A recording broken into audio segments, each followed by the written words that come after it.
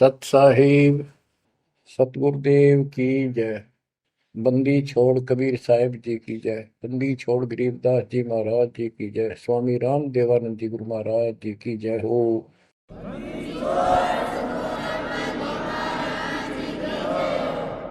सर्व संतों की जय, सर्व भक्तों की जय, धर्मी पुरुषों की जय। श्री काशी धाम की जय, श्री सुडानी धाम की जय, श्री क्रोथा धाम की जय, श्री बरवाड़ा धाम की जय। सत साहिब कबीर दंडवतम गोविंद गुरु बंधु अर्जन सोई। पहले मैं प्रणाम तिन नमो जुआगे ओए। कबीर गुरु को की जय, दंडवतम कोटि कोटि प्रणाम। कीट न जाने रंग को यो गुरु कर है आप समान। बच्चों, मानुष जन्म परमात्मा की कृपा से आपको प्राप्त है। मनुष्य जीवन के अंदर मूल उद्देश्य केवल भक्ति करना और मोक्ष कराना होता है। इसके लिए सर्वप्रथम गुरु की आवश्यकता होती है। सर्वप्रथम गुरु की, गुरु पूर्ण हो, तत्व ज्ञान प्राप्त हो और संपूर्ण भक्ति मोक्ष मार्ग यानी सभी मंत्र सत्य हों, फिर भक्त मर्यादित रहे, समर्पित रहे, आसानी से मुक्ति प्राप्त कर सकता है। अब जैसे धर्मदास जी का प्रसंग चल रहा है, तो आप देख रहे हो कितनी अच्छी आत्मा, परमात्मा के चाहने वाली, कति कुर्बान। और जैसा उस अज्ञानी गुरु ने मार्गदर्शन किया, कति अटूट श्रद्धा। सेवक तो ऐसा ही हो, पर गुरु ऐसा ना हो जो जीव को कर्म कांड में उलझावे। अब इस कथा से आपको अपने आप बहुत कुछ बातें समझ में आएंगी कि आपको कैसे पूर्ण सतगुरु प्राप्त है, अध्यात्म ज्ञान प्राप्त है, संपूर्ण मूल ज्ञान जो आज तक छुपा के रखना था। और अब भी आप नहीं समझ सके उस परम पिता की महिमा को और इस गंदे लोक के यथार्थता को, तो फिर परमात्मा आपको कौन सी भाषा का प्रयोग करे जिसे तुम समझ सकते हो। लास्ट फिर वही होगा जैसे 600 साल पहले दाता ने आपको पटक दिया था, ठाके झटक दिया था। या तो आंखें खोल लो, भूल जाओ इन बकवादों को। इस संसारिक चोचलों में कुछ नहीं धरा। गरीबदास जी कहते हैं, सर्व सोने की लंका होती रावण से रणधीरम। एक पलक में राज विराजी, फिर जम के पड़े जंजीर। इतने ठाठ बाट थे, सिद्धियां थी, आकाश में चला जाता था। पुष्पक विमान ऊपर से छीन के लाया था कुबेर से। खूब उद्मस्तार रखा था। और भगत किसका था? शिव जी का। तीन देव की जो करते भक्ति ही उनकी कदे न होवे मुक्ति। और कितनी बकवाद भर जाए इनमें, जिसके कारण प्रसिद्धियां भी होगी साधु संत ऋषियों की। अंत में इनके पास कख नहीं बचा। ये मूल ज्ञान है, ये सार ज्ञान है। इसको समझो अच्छी तरह, पढ़े लिखे हो, शिक्षित हो, एजुकेटेड हो। परमात्मा ने मनुष्य जीवन इसलिए दिया कि तुम कुछ बुद्धि भी एक्स्ट्रा रखते हो अन्य प्राणियों से। इसका सदुपयोग करो। बकवाद बहुत कर ली, बाहर जाना पड़ेगा।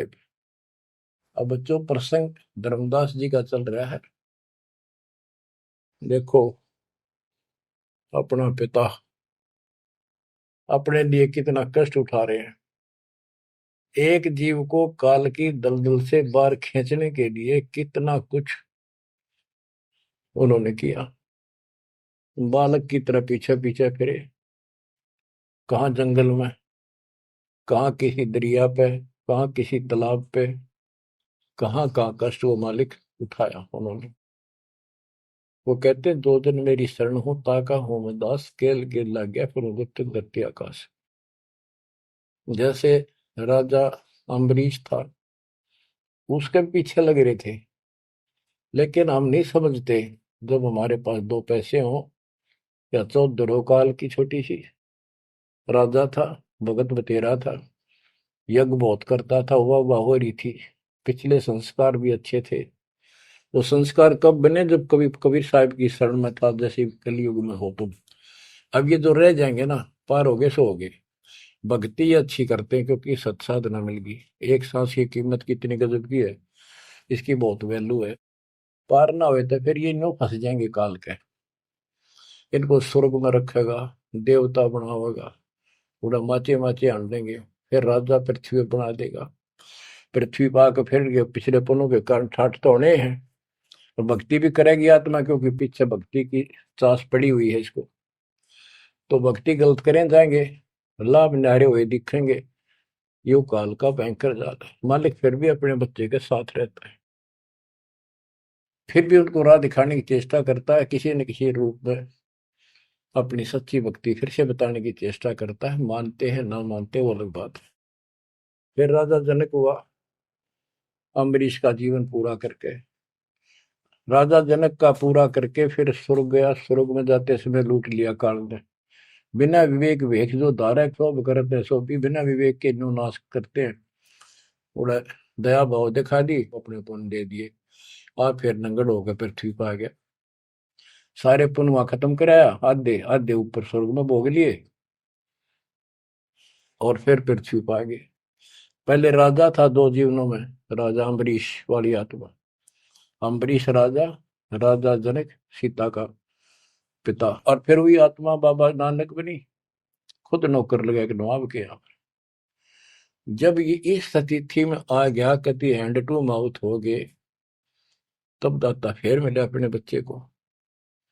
फिर राह दिखाने की चेष्टा की, खूब वाद विवाद किया। ने बोला आंखा देखो तो मानो, आंखा भी दिखाया, जब जाकर माना।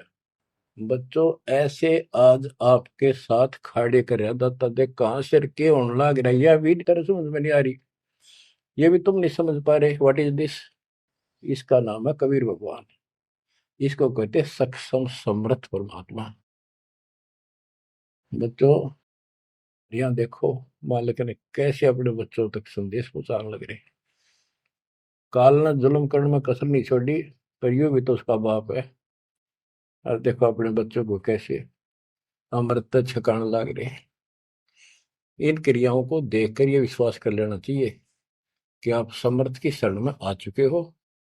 द्वार धनी के पड़ा रहे, धक्के धनी के खावे, 100 काल जग जोड़ी पर द्वार छोड़ जाओ। इब तुम इतना जरूर कर दियो, और कुछ ना बने तो इतना रहियो, मालिक की शरण से दूर मत होना। चाहे दुखी दिखो, चाहे सुखी दिखो, इब के आप सत्य में अगला कदम है बस, नथिंग एल्स। दूसरी बात नहीं है। पर होगा उनका जो मर्यादित रहेंगे, समर्पित रहेंगे, तन मन धन सब तेरा, ये कहने से नहीं, करना होगा। काल जाते आज ले चलो दाता, रखियो अपने चरण में। तो बच्चों फिर जब तक चाहोगे तब तक जीवन दे देगा आपको, जब तक चाहोगे। लेकिन अंत में एक ऐसा आप पर प्रेरणा हो जाएगी आपको, और आप ही कहोगे कि दाता ले चलो, बस बस बहुत हो ली। तो कहते हैं जीव है इतना जोखिम नहीं, मरा जब निशंक मरे, परमात्मा कहते हैं। तो ये हमारा मरना नहीं होगा, हम तो मेले से बजावांगे। शरीर छोड़ दिया कांचड़ी, पक्षी उड़ा आकाश को चलते कर गया बीट, ये तो वो है। बच्चों प्रसंग धर्मदास जी का चल रहा है। परमात्मा ने धर्मदास जी को पूरी सृष्टि रचना फिर सुनाई, क्योंकि शुरुआत में उसने इसलिए सुनी थी, अपना तर्क मन में अलग रखा था। साथ में आमनी देवी ने भी सुनी, दोनों को विश्वास हुआ। परमात्मा से कहा कि जोड़ पानी में पूछो स्वामी, पानी माने हाथ, जोड़ पानी में पूछो स्वामी, को कृपा कर अंतर्यामी। ओ साहब नाम का आही, परचय नाम कहो मोय पाई। गुरु और सतगुरु तुमको कहूं, हे प्रभु कौन देश तुम रहो। परमात्मा बोले, हो धर्मनी जो पूछो मोही, सुनो सुरती धर कहो मतोई। जिंदा नाम है सुन मेरा, जिंदा बेस खोज के ही तोरा।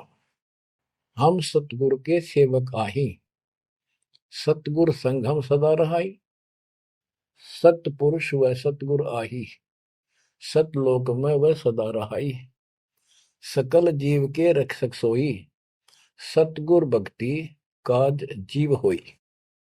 सतगुर की भक्ति से जीव के सब काम ठीक होंगे।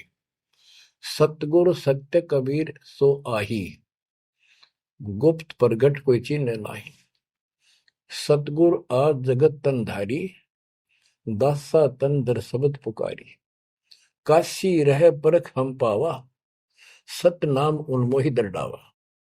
परमात्मा अपने को छुपा के कहते सत परमात्मा तो सतलोक में रहता है और वहां से चलकर आया हुआ है। अब वो सतगुरु सत कबीर काशी में है। वो प्रगट है, गुप्त है। प्रगट का अर्थ है कि सामने बैठा है, गुप्त ऐसे है कि उसको कोई पहचान नहीं पा रहा। सतगुरु आज जगत तन धारी, उस सतगुरु ने, सतपुरुष ने, पूर्ण परमात्मा ने जगत में आके ये कबीर रूप धारण कर रखा है। और काशी रहे पर हम पावा, वो काशी में रहते हैं, हमने उनको पहचान लिया। सत नाम उन्मोहि दर डावा, ये सच्चा नाम, सच्चा ज्ञान, सही विधि उसने मुझे बताई। यम राजा का सब छल चीना, निरख परख यम सो भीना। तीन लोग को काल सतावे, ताको ही ये सब जग ध्यान लगावे। तीन लोग को यू काल परेशान कर रहा है, दुर्गति कर रहा है तीन लोग की, सब प्राणियों की, और उनका ये ध्यान लगावे। ब्रह्मदेव जाकू वेद बखाने, सोई है काल कोई मर्म न जाने। जिसको ब्रह्म भगवान कहे न, देवता लोग, गुरु ऋषि, वो वही तो काल है। तिनके सुत अहि तिर देवा, सब जग करे उनकी सेवा। इनकी पूजा करते, ये उसके पुत्र है तीनों। तिरगुण जाल ये जग हुंदाना, जाने ने अवसल पुरुष पुराना। जाकी ई जग भक्ति कराई, अंत काल जीव को सोए दरखाई। जिसकी ये भक्ति करते हैं काल की, ब्रह्म की, या इनके तीनों पुत्रों की, अंत समय वो इनको खावे। सब जीव सतपुरुष के आही, ये सारे प्राणी उस सतपुरुष कबीर साहब के हैं। यम दे धोखा फांसाता ही, प्रथम बहे असुर यमराई। बहुत कष्ट जीवों का लाई, दूसरी काल कला पुन धारा। धर अवतार असुर संहारा, जीवन बहुविध कीन पुकारा। रक्षा कारण बहु करे पुकारा। जीव जाना यह धनी हमारा, दे विश्वास पुनः धर अवतारा।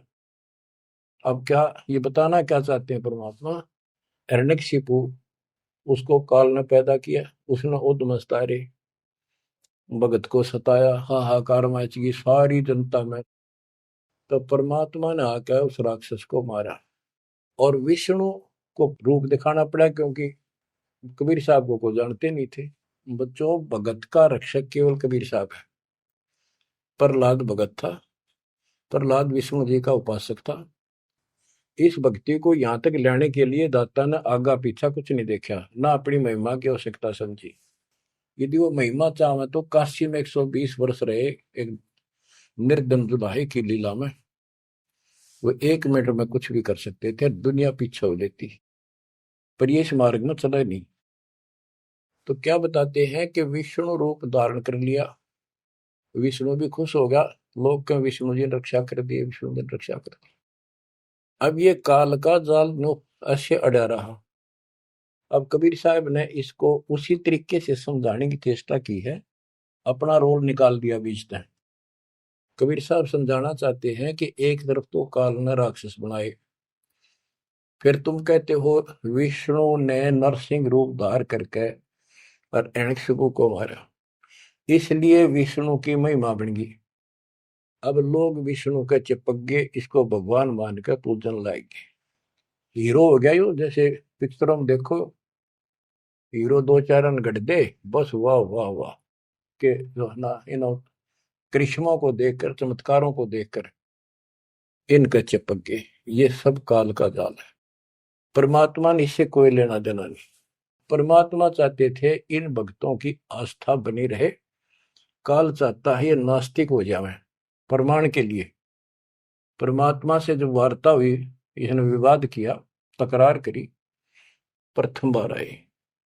आखिर में लास्ट में जब सारी मन्नत मंगवा के वचन भरवा के ने बोला कि सबको उल्टा मार्ग लाऊंगा, गलत साधना पर दृढ़ कर दूंगा, देवता, तीर्थ, व्रत, मंदिर, इनकी पूजा हुआ, और किसी को कोई यहाँ से निकलने नहीं दूं, कि ये साधना करेंगे आध्यात्मिक लाभ होए को नहीं, आप नास्तिक हो जाएंगे। आप देख लो वर्तमान में गांव के गांव बहुत अच्छी आत्मा के लोग हैं, स्त्री पुरुष, लेकिन भगवान से दूर हो चुके, इसलिए हो चुके हैं कि इनकी साधना करते करते दुरुक्ति रही है, वो साधना ठीक नहीं है। तो यहाँ परमात्मा धर्मदास को वो आंखें खोल रहा है कि जिनको तुम भगवान मान रहे हो ये ऐसे काल जाल कर रहा है। एक तरफ तो ये कंस, केसी, चाणोर और पूतना जैसे, जरासिंह जैसे बना दिए, उधर से कृष्ण बना के भेज दिया न मारने खातर, इनको मारने के लिए। कृष्ण ने वो मार दिए, कृष्ण चौधरी पाक गया, भगवान बन गया। अंत में कृष्ण भी मरा और नरक में जागा, जिसे कर्म करे या भोगने पड़ेंगे। अब बच्चों ये सारा खेल यो है, PhD लास्ट पॉइंट है। जैसे एक राजा सेना को आदेश देता है दुश्मन से युद्ध करो, तो सैनिक का कर्तव्य बन जाता है मरूं या मिटूं, और जाके खड़ा हो जाता है लेकर बंदूक मोर्चे पे। तो सैनिक सच्ची आत्मा से होते हैं और वो दुश्मन के छक्के छुड़ाने के लिए अपना जीवन न्यौछावर कर देते हैं, आमने सामने मोर्चा संभाल लेते हैं। अब वहां पर कुछ इधर से मारे जाते हैं, कुछ उधर से मारे जाते हैं। जैसे अपने भक्त बच्चों को सेना में जाना पड़ता है, लड़ाई भी करनी पड़ेगी, युद्ध के मैदान में उतरना ही पड़ेगा और आमने सामने मोर्चा डांटना पड़ेगा। युद्ध तो करना पड़ा, लेकिन वहां रक्षा कौन करेगा? वहां उन बच्चों की रक्षा कबीर साहब करेंगे। इसी प्रकार काल ने रामकृष्ण को भेज दिया इनको मारने के लिए। रामकृष्ण को कोई मौत नहीं था इनको मारने का, इनके साथ खुद मालिक रहे। रामकृष्ण सतगुरु सहजादे भक्ति हेतु यूं हुए प्यादे। रामकृष्ण भी उस परमात्मा के बच्चे हैं, उस महाराजा सारी सृष्टि के सम्राट कबीर जी के राजकुमार हैं, सहजादे हैं। ये तुमसे ज्यादा निकट प्यारे हैं उसको, क्योंकि इनके में बहुत गजब की भक्ति की थी, पर पैर फिसल गया इनका, अब काल का फंस गए। कोटिक अवगुण बालक कर ही पिता एक चित नहीं धरी। बाप के अंदर एक ऐसा परमात्मा ने पर रखा है प्रेरणा, स्वभाव, बालक से करोड़ों बकवाद कर ले पर पिता एक भी उसकी गलती को ज्यादा सीरियसली नहीं लेता। तो इसी स्थिति पर परमात्मा इस नियम से उन निकमों के साथ भी आज है, लेकिन बहुत प्यारे उनको हैं, क्योंकि कभी वो बहुत गजब के भगत थे और कॉलोनी को सिलेक्ट करे उनके कर्म फुड़वाने के लिए, उनको उच्च पद देता है। ये प्रधानमंत्री, मुख्यमंत्री, ये बहुत अच्छी आत्मा थी, पिछले भगत थे, तपस्वी थे भगवान के बच्चे, उसके लिए कर रहे थे। अब वो बैठा दिए पदों पर, अब कर्म फोड़ेंगे, फोड़ लेंगे, तो मानने को नहीं। फिर जब हंटू माँ उठा जाएंगे बाबा नानक की तरह, फिर पकड़ लेगा, फिर लेगा। काम तो बढ़ गया, समस्या तो वहीं के वहीं खड़ी रहेगी। वो तो बात निमड़ी क्या है बच्चों, इसको कहते हैं सार ज्ञान। ये है वो मूल ज्ञान। धर्मदास मेरी लाख दुहाई, मूल ज्ञान कहीं बाहर न जाए। मूल ज्ञान तब तक छपाई जब लग द्वादश पंथ ना मिट जाए। अब यो ऐसा ज्ञान आज तक किसी ने निर्णायक नहीं सुनाया। तो एक कोई बकवाद करेगा तो उनको सबको पता होगा ये संत रामपाल जी से सुनकर अटपट मारन लग रहा है। हमारे छोटे छोटे बच्चे भी उसको 2 मिनट में फिट्टे मुंह कर देंगे।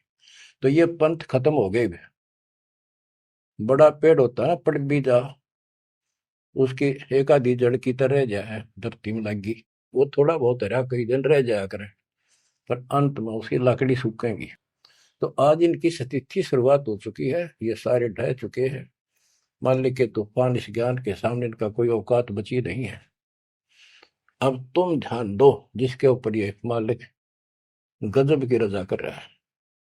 इसको हल्के में ना लो, तुम ज्यादा सीरियस बनो, समर्पित रहो। औरों से न्यारा सुख धरती पे देगा आपको, लेकिन इस सुख में माचना नहीं, परमात्मा को भूल ना जाना। मालिक की तरफ ज्यादा आवे, सुविधा दे दी, गाड़ी दे दी, सेवा में आवे, सेवा में लावे, बकवादा में कहीं नहीं जावे, तो राम राजी रहेगा, कबीर साहब आपका खुश रहेगा।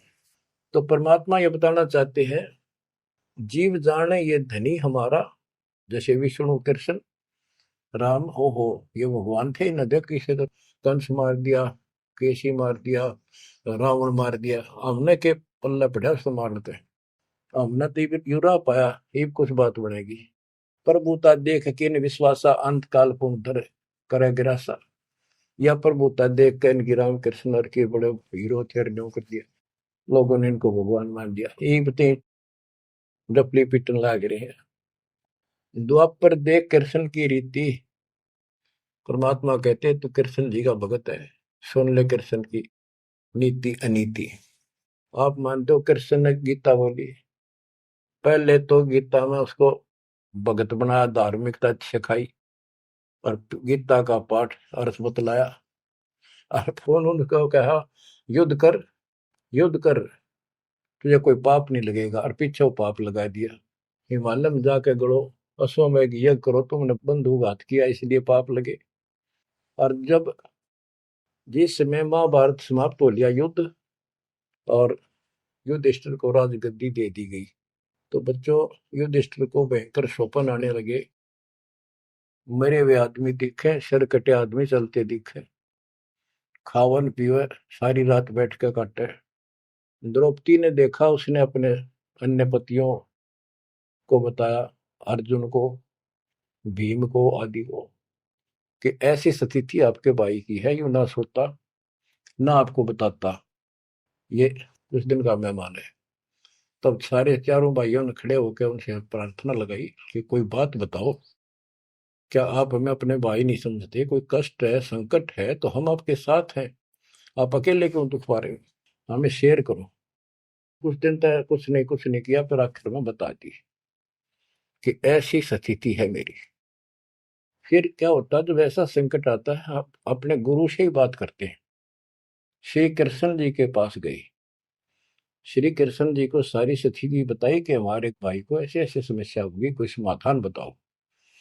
तब वो कृष्ण जी कहते हैं कि तुम्हारे को जो युद्ध में तुमने पाप किए, बंधुघात किए, भाई मारे, भतीजे मारे, वो पाप लगा है, और इसके लिए एक अश्वमेध यज्ञ करो, उसकी शर्त बताई थी।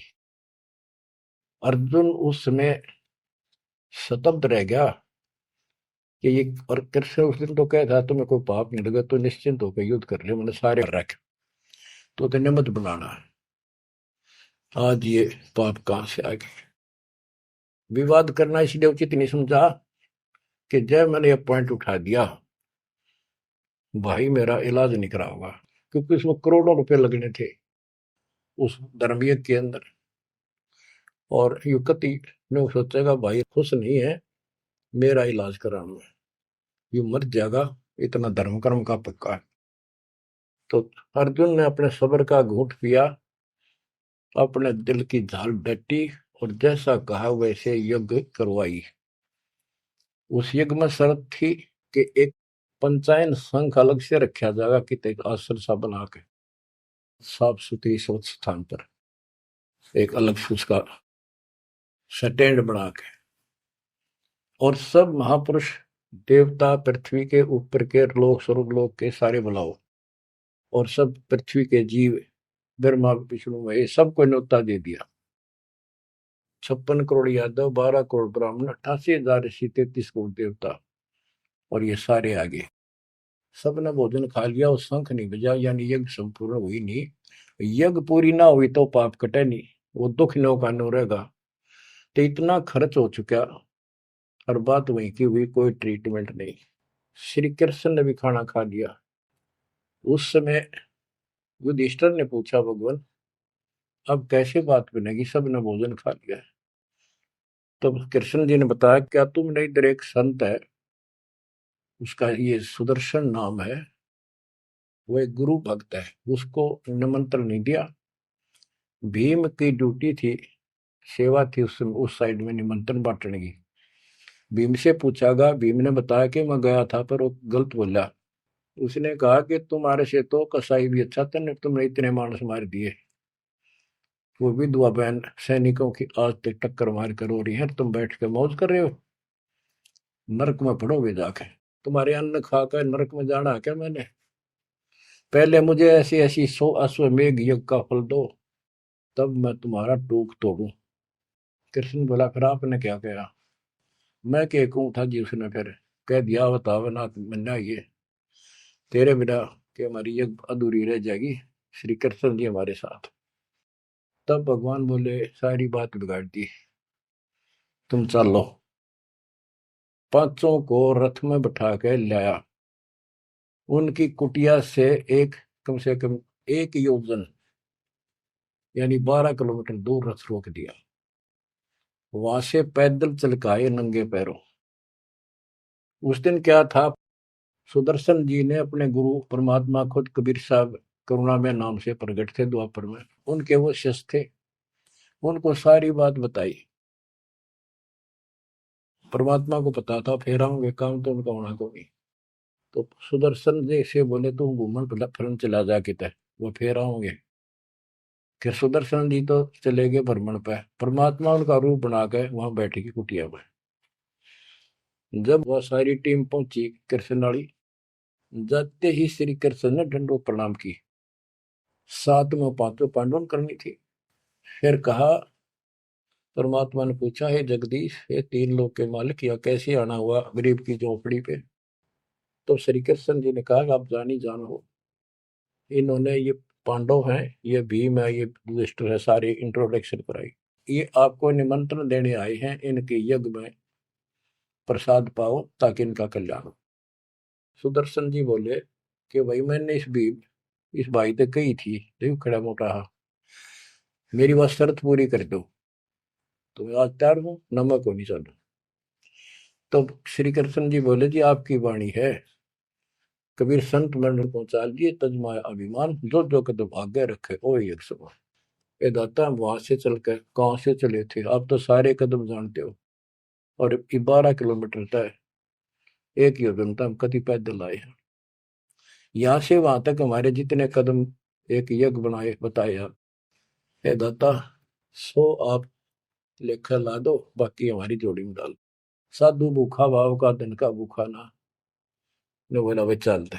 जब पहले भीम आया, डींग मारा था, जब सुदर्शन जी ने ये कहा कि तुमने इतने आदमी मार दिए, ऐसा जुल्म कर दिया। भीम बोला, युद्ध ऐसे नहीं जीता जाता, एक का गदा मारूं था 6 मरे थे। तो परमात्मा ने उसकी फड़क निकालनी थी, कुछ परिचय देना था कि इसमें कुछ है। परमात्मा बोले, सुदर्शन रूपधारी कबीर साहब के भीम, पहलवानिया मेरी माला तार के दिए, देख खुट्टी व टंगरी हो गया तारण खातिर, कणछन लाग गया पहलवान हुआ, माला ना उतरी, वह सुमरनी उतरी नहीं। ने बोला, रे तू एक मारे था, 6 मरे थे पहलवान, या छोटी सी माला नहीं तेरे से उठती। खिसियाना होकर वापस आ गया। परमात्मा ने ऐसे हाथ करा, आपसे उतर का आएगी हाथ में माला, पर बहुत चक्के रह गए, अचंभित हुए सारे के सारे। तब परमात्मा को लेकर ये घुमाए, लंबी कहानी है, विषय दूसरा चल रहा है। तब उस दाता के भोजन करने से उनका काम बना, जब वो शंख बजा। ये अलग प्रसंग कभी ठीक से जच कर सुनाऊंगा, अब प्रसंग दूसरा चल रहा है। परमात्मा कह रहे, धर्मदास, तेरे कृष्ण की कुनीति सुन दे। एक तरफ तनियों का था, तेरे पाप ना लगे, और फिर पाप बताए दिए। उन पापों को धोने के लिए जो विधि बताई, उससे भी बात ना बनी, वो भी समर्थ सक्षम हम थे वहां पर, हमने की। और बच्चों, वो पाप नहीं थे, वो पाप तो थे लेकिन वो प्रेत बाधा थी। वो जो सैनिक मरे थे, विधवा रो रही थी, वो सैनिक उसने तंग कर रहे थे, प्रेत बने हुए। वह प्रेत बाधा भी कृष्ण तक नहीं ठीक हुई। बच्चों, गरीबदास जी कहते, तुम कौन राम का जपते जपन, ताते कटे ना ये तीनों ताप।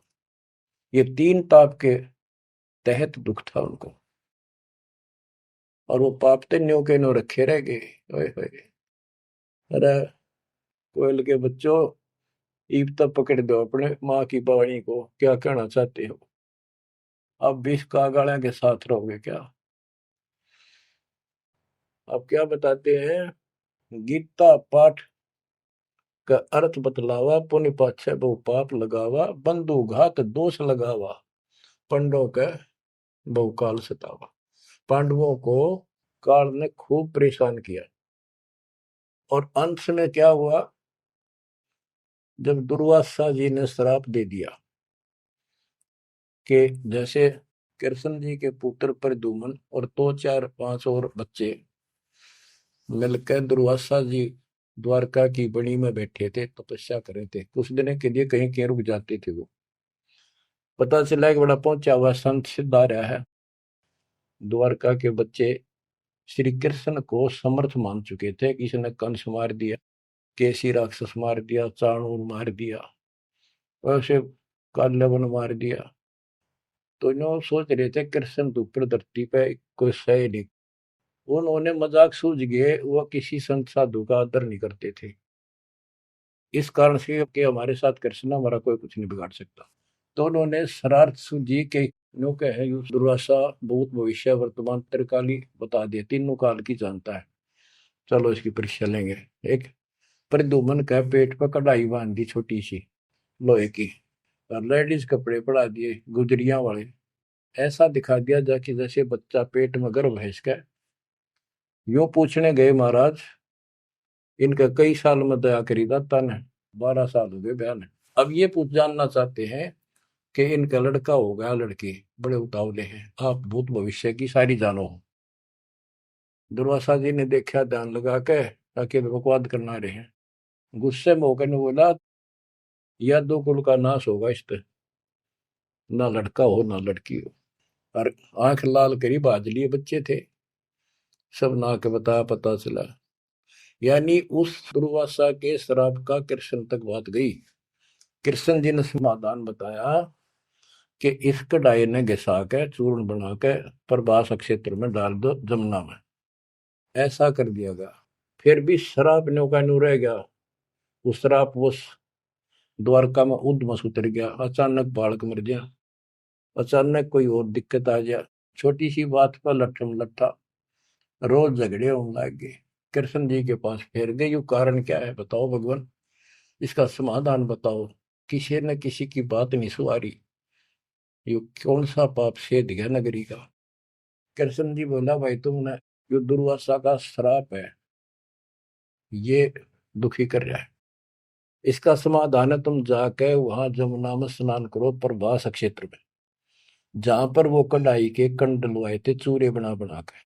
उसमें एक कड़ा घिसा नहीं था कढ़ाई का, पूरा ना घिसा, थोड़ा बहुत घिस, चमकीली सी वस्तु होगी, वो मछली ने खा ली। एक बालिया नाम का मछियारा था और साथ में शिकारी था। वो मछली पकड़ी, वो आगे उसने काट के देखी, उसमें चमकीली धातु थी। उसका अपना तीर का एरो बनवा दिया, आगे का ऐसा विषाक्त करके जहर में बुझवा के। और जो कण थे जो कढ़ाई के बताते उनके सरकंडे जाम गए, बूढ़े बूढ़े, उनके तीखे पत्ते गजब के तलवार जैसे। और कृष्ण जी ने कहा, सारे स्नान करो वहां जाके, तुम्हारा ये शराब खत्म हो जाएगा। वहां बोले सब बच्चे नर, कोई ना बचे, गर्भ न छोड़ के, छोटे छोटे नवजात शिशु भी साथ ले गए, कदे इन पर शराब ना रह जाए। और वहां जाके सारे लड़न लग गए, पाड़ पाड़ के वो पठेरे सरकंडे एक दूसरे को मारे, तलवार का काम करना कर शुरू कर दिया। कट का मर गए 56 करोड़ यादव। फिर कृष्ण जी एक पेड़ के नीचे बैठ गए, उस पार दीख को सारे दिन शिकारी ने, बालिया कौन था? ये बाली वाली आत्मा थी जो त्रेता युग में श्री राम ने वृक्ष की ओट लेकर मारा था। उसका अपना बदला लेने के लिए उस वो बालिया नाम का जीमर बना, शिकारी बना, श्री राम श्री कृष्ण बना। वो आत्मा, वो उसके पैर में तीर मार के श्री कृष्ण मारा। उससे पहले श्री कृष्ण ने, बच्चे भी बताओ आप हमारे या दो जाके काल कर रहेंगे दुर्गति, फिर आके लेट गया जब वो मारेगा। मरने से पहले उसने वह संदेशा भेज दिया था पता था कि सारे मरेंगे। तो पांचों पांडु वहां पहुंच गए। कृष्ण जी बस तड़पन लाग रहे थे। उनको बता दिया भाई ये यहाँ कोई आदमी बचा नहीं है, इन लेडीज को सारी को ले जाना, यहाँ लोग इनकी दुर्गति करेंगे, तुम अपने वहां रखना सुरक्षित।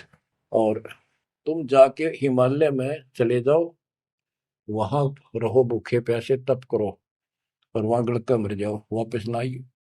तो पूछा जी कारण क्या है? हम अभी तो राज मिला, 20-30 साल हमने राज मुश्किल से किया है, अब आप कहते हो राज त्याग के वहां चले जाओ, इसका कारण क्या हो गया? क्या गलती बन गई कि तुमने जो युद्ध में पाप किए थे वो पाप तुम्हें दुखी कर रहे हैं, वह तप करने से समाप्त हो जाएंगे। तब अर्जुन को कहना पड़ा कि भगवान आप ऐसी स्थिति में हो, मुझे कहना तो नहीं चाहिए पर मैं रोक भी नहीं सकता अपने आप। पहले तो आप कह रहे थे गीता में कि ऐसे ऐसे तेरे को पाप नहीं लगेगा, ये पाप हमारे सिर पर धरती है। फिर भाई के अश्वमेघ यज्ञ कर पाप खत्म हो जाएंगे, वो पाप फिर भी रह गए। तब मैं बोल नहीं पाया, आज मैं रोक नहीं पाया। या तो इसका उत्तर दे दो ना, मेरा जीना भी दूभर हो जाएगा शेष सांस।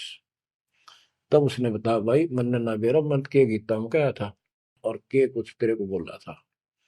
असली बात यह है, अब मैं जो कोई कर लियो कुछ पाप हमारे उड़ तपस्या से कुछ तप बन जाएगा, पाप पुपना कट्टे से उसने में बताई तप करने से आगे फिर थोड़ा बहुत को राज मिल जाएगा। इनके पास इतनी स्टोरी है ज्यादा नहीं। तो बच्चों देखो काल का जाल। उसका अंतिम संस्कार श्री कृष्ण का करके वो चले गए और अर्जुन ने एकलन छोड़ गया कि एकला योद्धा है, कोई खतरा नहीं। सब लेडीज को लेकर चाल पड़ा गोपियों को।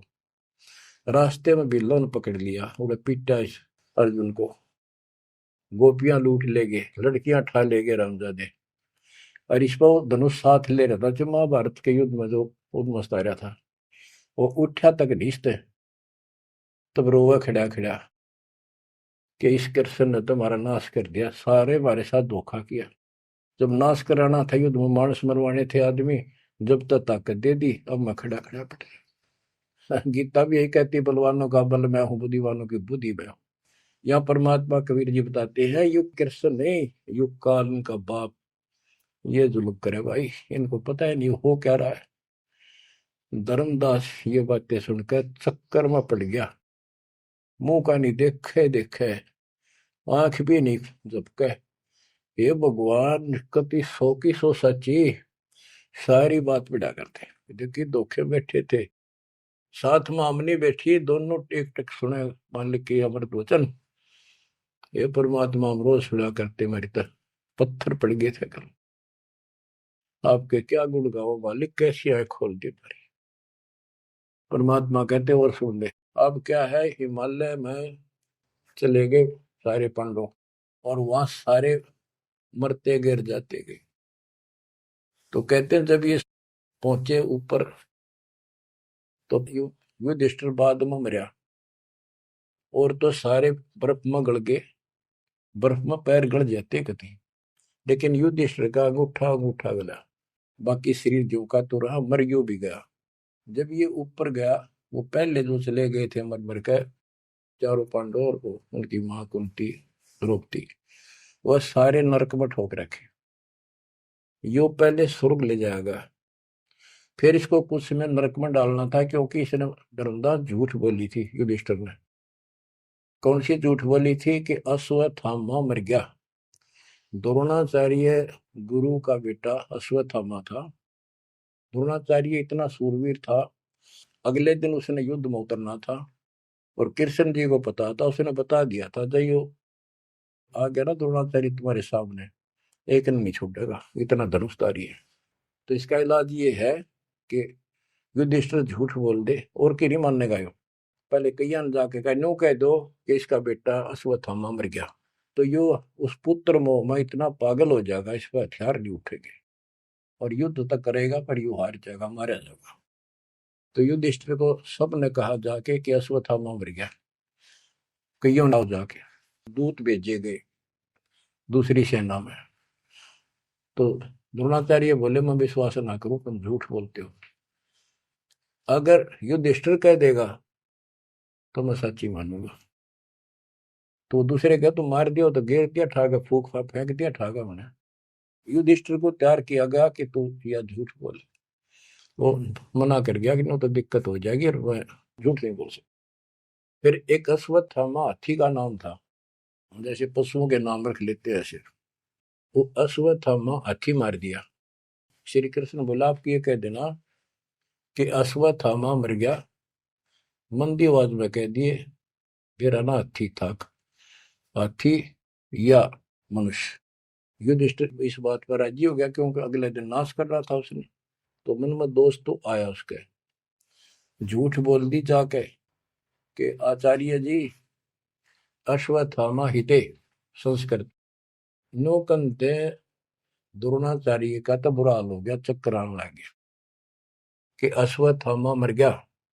फिर मंदी आवाज में कह दिया नर व कुंजर, नर था या कुंजर हाथी, पता नहीं नर था या कुंजर। अब वो नर कुंजर कड़े सुना था तो पागल होकर गिर गया। तो उसके कारण उसको नरक में भेजना था कुछ समय के लिए। तो युधिष्ठिर ने पूछा कि मेरे भाई कहाँ गए, स्वर्ग में। तो उनको बताया कि उन्होंने पाप करे थे महाभारत में, और भी जितने पाप कर रखे थे वो सारे के कारण नरक में पड़े। धर्म युधिष्ठिर बोला कि मुझे उनके दर्शन कराओ, मैं देखना चाहता हूँ। देखा सारे हाहाकार मचाने लग गए। तो बोला मुझे भी मेरे भाई बहनों के परिवार के साथ भेज दो। तो वो चाहे थे कि बेचने इसका मार डाल लिया जाओ। तो वो इस कारण से उसको भी कहते कुछ समय के लिए नरक को भोगना पड़ा। अब ये परमात्मा कहते हैं बंधु घात दोष लगावा, पांडवों के बहुकाल सतावा, भेद हिमालय ते ही गलाए, छल अनेक की नहीं यमराए। बच्चों, और फिर उनको पांडवों को ले नरक में डाला। बच्चों, स्वर्ग के धोखे नरक ही जाही, जीव अचेत यम छल चिन्ह नहीं। ये बोले जीव इस काल के इस छल को, इस जाल को, षड्यंत्र को नहीं समझ पा रहे। पांडव सम को कृष्ण को प्यारे, सोले नरक में डारे, वो भी सारे नरक में डाल दिए।